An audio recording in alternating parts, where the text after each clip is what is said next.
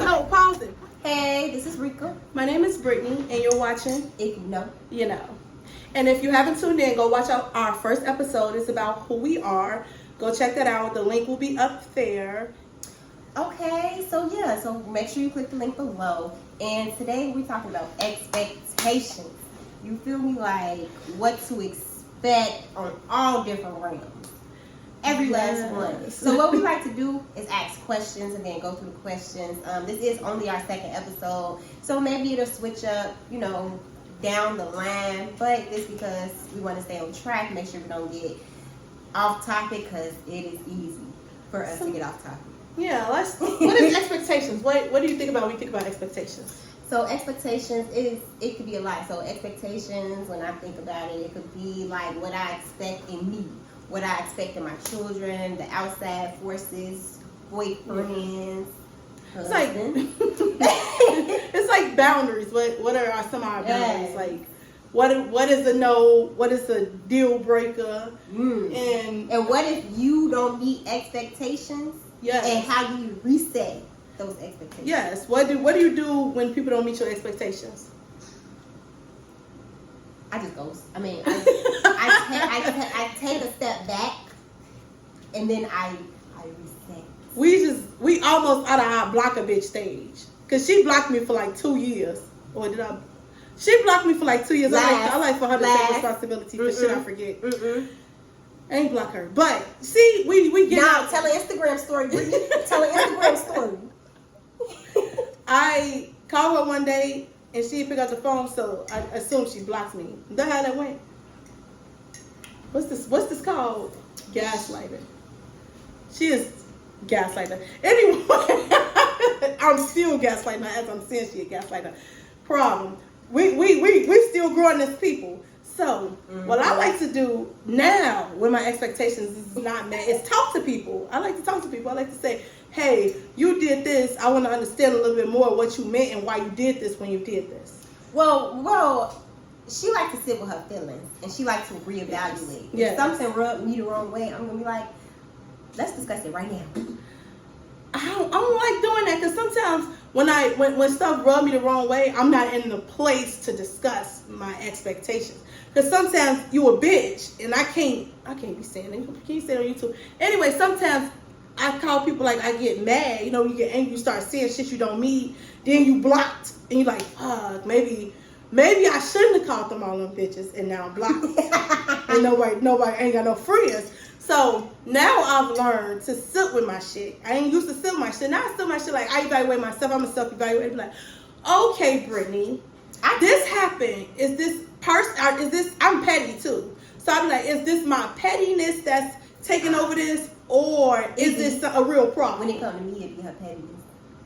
Most people would be my pettiness, but I don't be petty for no reason though. I'm not just petty for no reason. People do stuff to me to make me petty, and then when you take an inch, I take a mile. So I'm extremely petty. So I'll be having to reevaluate myself because I know I'm petty. That's the most important thing. When you know, you know. When you know, you know. Anyway, I know I'm petty, so I evaluate myself. That's how. And now I evaluate myself, and I say, hey, okay, now it wasn't me. Now it's time to address this. Now I gotta get to the bottom of what's going on because I know it's not me. So I guess you assess what you expect first. I guess. Yes. And how I share my expectations with people, because when people don't know your expectations of them, how do I expect them to live up to them?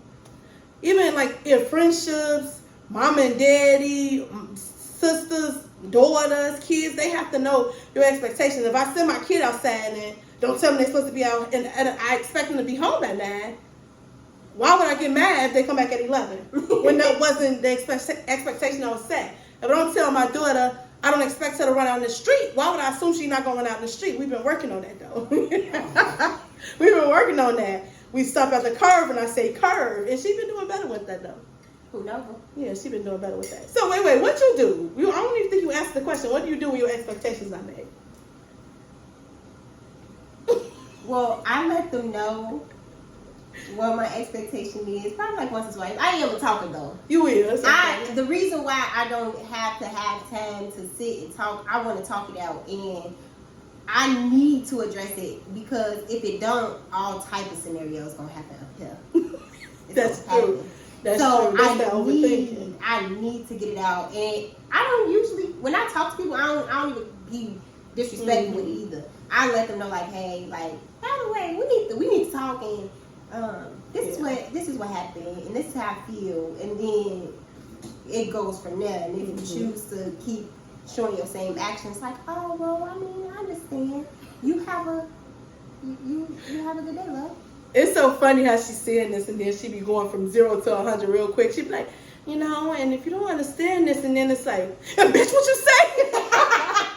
Yeah, I thought my wig almost came off that time. And you see what? This is how she goes. She go from, yeah. I do. And I evaluate my expectations. Because what you say, you be calling them bitches, but then you be like, oh, you think I'm a bitch? You think I'm a bitch? But then you be like, you tell them about work. She be going from 0 to 100. I don't know what be going on. Please tell them the story about work, Freddie.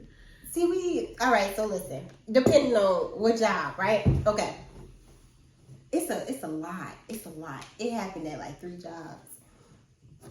I don't want to talk about it. See, my expectations. Talk about that 3 jobs. She don't even know which job to pick. She don't want to go back to the past. Then let's just go with, she go from, yeah, and you know, we need to talk about it to, oh, so you think I'm a bitch? Like no, you just said. She goes from that real quick. I'm going to come to you calmly. And then you gonna bring the reaction out of me, because 9 times out of 10 at my job, I'm like this. I'm like, hi, you know, everybody, I'm cool, I'm kikiing, I'm laughing, I'm talking. Nobody, but then when I pop off, nobody really expects it, because they be like, damn, but she's always like giggity. Like, yeah, I am until. I feel like that's the same thing with me. Everybody think I'm so sweet until it's like, so you think I'm a bitch.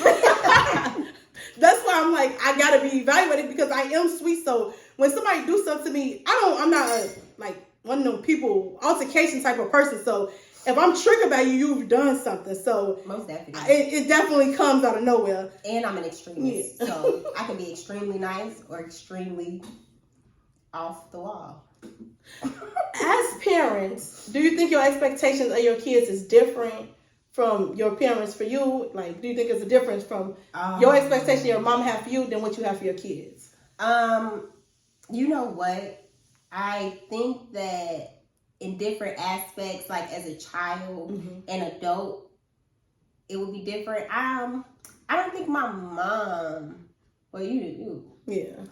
I think my dad had a lot of expectations of me. And I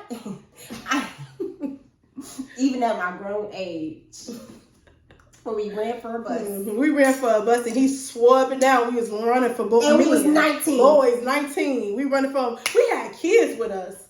We had my kid, my nephew, and we running. And we trying to catch the bus, and he said he's running called me, he said, so you running after these niggas? Daddy, wait. It's a bus, and you saw us approach a bus. I don't know what was going on. I'm like, you know what? He always been like that. He just made sure he just don't want me to fall into like the wrong hands. Really, that's what it was. He was just like, I know you a girl, and you these niggas ain't no good. That's literally what he told me verbatim. I don't feel like I knew, other than the obvious, like don't steal, don't lie type stuff. Other than the obvious expectations, I don't know what the big expectations was for my mama. Like, I do know, like, other than the obvious ones we already know, like, get good grades. But sometimes telling kids to get good grades ain't really an expectation, because some kids struggle with school. So I think a better expectation is to expect your kids to always do their best, rather than a generalized thing like, you should be getting good grades, but then you don't know what your kids are struggling with, or you're not paying attention. So I feel like she could express her expectations. I was going to say, you know what? Like, the parents that we grew up with and the parents that we are today is completely different. Yeah. We didn't have those conversations because it was automatically assumed that we knew. Like, it was automatically off top. I raised you. You coming in this house every day. You know what I expect you to do. And with the children that we choose to raise, it's like, not everything is just common sense to everybody. Yes. So it's like, let me break this down to you, because because like, if I never have a conversation with you, you don't know what I expect. So when you disappoint me, then you already knew. Yeah. What God said to Adam, you knew not to eat that apple from that tree, but you did it. Yeah. Expectation. Like, a good example was when I was in 6th or 5th grade, I brought a cat to school because they didn't have no home. So I brought a cat to school in my book bag, and I was giving it to my friend. And then I got suspended for bringing a cat to school. Nobody told me not to bring a cat to school. I was so sad that my mom was going to make us put the cat out. And I'm like, I really want him to have a home. So my friend couldn't get it. He told me to bring it to school. So I brought the cat to school in a book bag. And then we got suspended for bringing the cat to school. Nobody told me I couldn't bring the cat to school. I feel like that was expectations wasn't expressed to me. What you think? Maybe I was just a little slow. No. The cat you had good intentions. The cat pissed in the book bag, and he ran around the school for a couple of days. So I understand they. See, I want the after story, like, cause her mama is my godmama. So like, what she do to you, Brittany? I don't know what she did. I think she was more dumbfounded I actually brought a cat to school. Oh, okay. I think that was her problem. She was like, "You brought a cat to school? Why would you bring a cat to school?" That was never expressed to me that animals weren't allowed in school. Because when you look at, for real, when you look at TV, they be having pet days and bring your pet to school today. Why I can't bring my stranded cat to school in the book bag and it pissed in my book bag? Because it was gonna find the home. It was. I was gonna give them to somebody, but nobody cared. And then the mama, then the boy was gonna, or the girl was gonna bring the cat home, and the mom gonna be like, "Where you get this cat from?" But that wasn't gonna be my problem after he would have had a nice home in my head. Because the other parent ain't set expectations. They ain't tell them not to take a random ass cat that you get from your friend from school. What expectation as a child you had that wasn't met as an adult, or that was met? Whichever one you want to answer. No. That's a good expectation, though. I feel like people be thinking everybody that got kids is just thrilled, know it's their dream, and they living their best life. And we struggle with kids, especially when your expectation was never to have a kid. And then, so who told me? I lied to my daughter one day and told her I was pregnant just to see her response. I'm assuming it's gonna be pissed. We already got 2 kids. I'm just knowing it's gonna be pissed. And she was giddy and happy, and I was so confused. And I was like, why are you so happy? Like, that's not the expression I was ready for. I was ready for her to be upset. And she was like, well, I would think if you got pregnant, you wanted a kid. And it made so much sense in that moment. But we all know as adults that sometimes it don't always work out that way. Even though it does it all makes a lot of sense. But we all know that. Sometimes we get ourselves into situations, and that's what happened. But people always think parents just be like, oh, I'm so happy. My kids are the best thing that ever happened to me. So here. So here. And they're great. And our kids are great. Right. I love our kids. No, don't get me wrong. Like, I try to be the most self-aware parent that I could possibly be. And sometimes that could be sacrificing. Like, I have little ones. I have a 6 and a 9-year-old.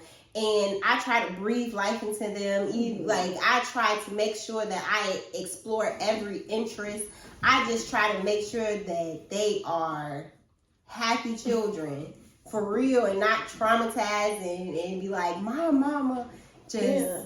A little less therapy they have to pay for a little. Because I'm pretty sure I'm going to give them some type of therapy. Yeah, I definitely know I'm sending my kids to therapy about. I know at least 2 things they're going to therapy for. My personality is just going to send them to therapy. So we just trying to lessen those therapy bills. I still ain't been to therapy. Have you been to therapy before? Like real therapy? My stepdad was a therapist, so I've been to therapy. I always talk to him. That's not the same thing though, is it? I don't know. He was biased. Right.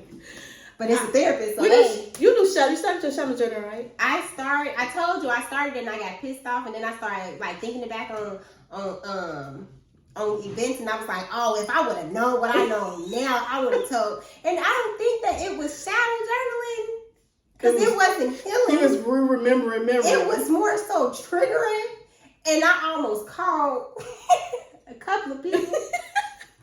That mine did the same thing, but in a different way. Like, it brought up feelings I didn't know was there. I'm like, oh, and I found myself in the middle of shadow journaling and crying, like, I didn't know this was this type of experience for me. I didn't know this affected me this way until I actually sat down, started writing about it. So we did what they say on Facebook, my daddy side of the family, we need to get some shit off our chest. We just need to get some shit off our chest. Yes, because that journal would do it for you. But I guess it's not equal to actually having somebody to talk back to you. But shadow journaling is a good start. You know what though? What is your expectations of family, like as a child?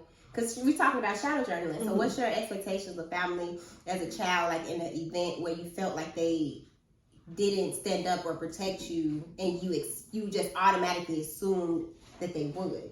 As family, you expected them to. Oh, my mom, I got jumped on in school before, and I got suspended, and she with me for getting jumped on. And I'm just knowing, like, okay, I'm finna get home. She gonna be like, okay, blah, blah, blah. I don't know how I got an ass whooping and got suspended for being jumped on. It was beyond me, and we both know I wasn't that type of kid that was just out there just doing stuff. I used to just be beefing in that school. That school was called, is that appropriate? That school was a school, and I used to be beefing with everybody in that school because I was new and they didn't like me and I was thick. You know what they say about eighth grader. We would think that everybody got their opinions because you got a little bit of ass. So it's like, I don't know, but everybody had an opinion about me being a new girl and stuff. So, and I got jumped on, and I was beating their ass, but I got home, I was feeling good, my hair coming out of my hand. I'm just like, I'm finna find them once I get home.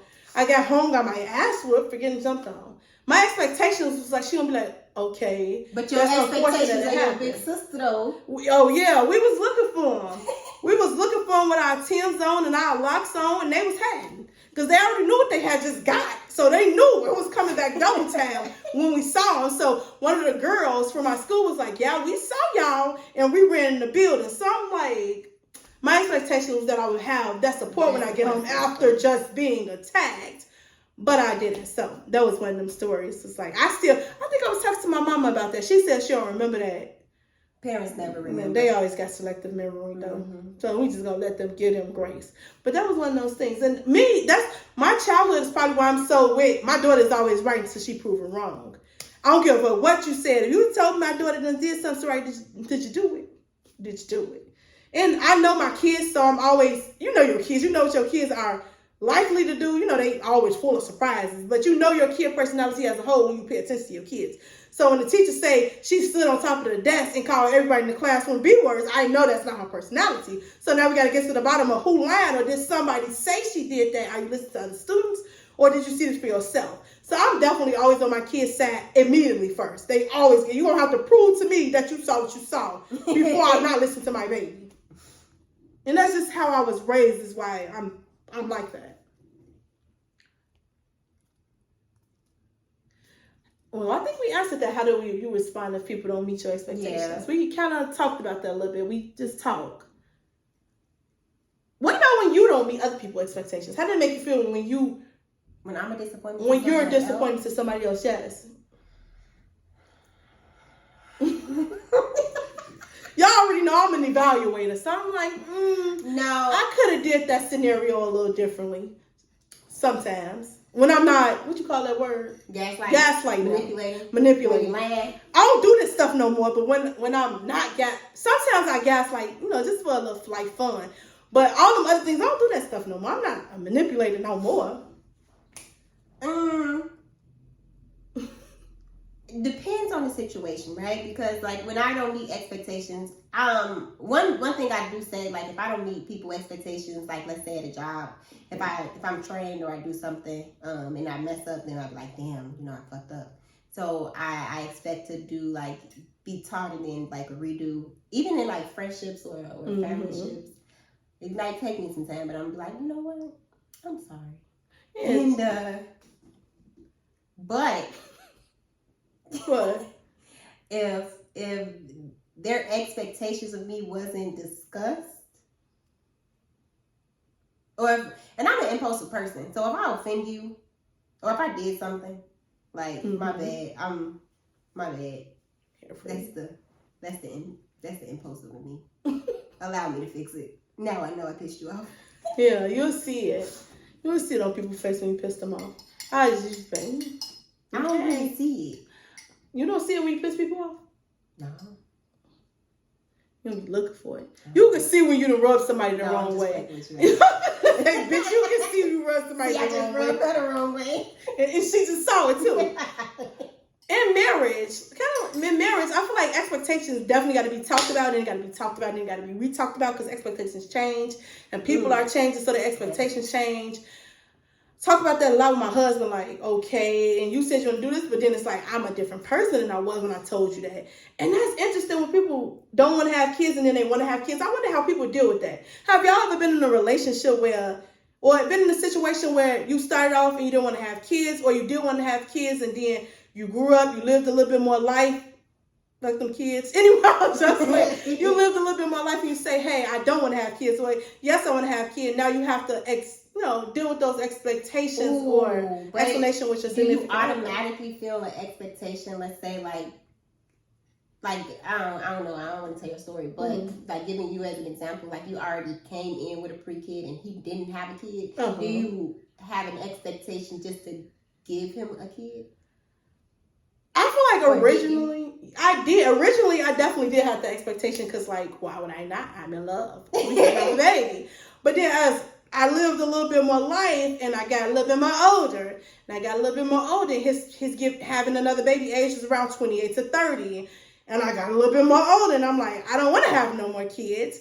But then I felt that it was understood that we was, and I still wanted to, but I was a little bit on the fence, like, you better have that baby before I drop off the fence and I'm not having no more kids. So I don't know, because she's like 3 and she's 14, so it's like I had a lot of time of thinking and a lot more living to do where I realized like, oh, I want another kid. And I always be telling people like, don't want to stop population growth with kids. But I love my kids, but I'm definitely way over. And that start over is real hard. Yes, you're a new parent when you start over. You're a whole new parent. I don't care what no one say.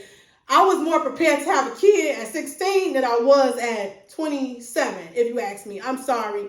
I guess it was easier. I ain't gonna say I was more prepared because who prepared to have a kid at 16 in high school? I wasn't prepared, but it was easy because I had my mama there, my sister there, I had daycare. I was in school, I was having fun. I just go pick her up from school. Like it was more bliss. You was living in bliss. I was in bliss. And life was just happening, but when life is just happening to you and you're not really living life, you're having fun, but you're not really living. You won't stop and, appreciate those moments, those small moments. So I feel like that was the take. Like it was fun the first time, but then I had the second baby. I'm in the house. I'm married. I already have a daughter. Now I got to worry about working. And then I know a little bit more about daycare and having kids. And I don't really want to put my kid in daycare. So then that affects my ability to work and all this other stuff. So I knew a little bit more when I had the second kid. That's what I would say about that. Like, just living a little bit more life. And those expectations, I don't even think I told him that, like, I don't want to wait that long. Because I know about 30, it was a no for me. If you ain't pop one in the oven, it's a no.